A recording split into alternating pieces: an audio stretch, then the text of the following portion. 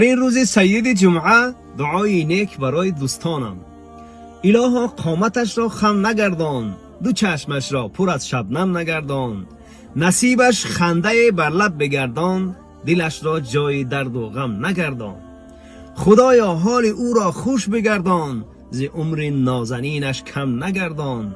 تو او را از بلاها دور بگردان، مریض و در پی مرهم نگردان. ز قلبش غصه را بیرون بگردان، اسیرش در غم و ماتم نگردان.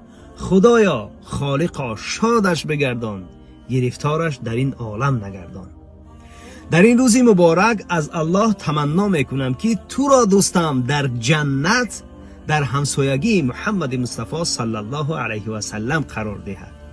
تو نیز در حق ما دعا کن. فداك مدامعي شوقا، فداك قصائدي حبا.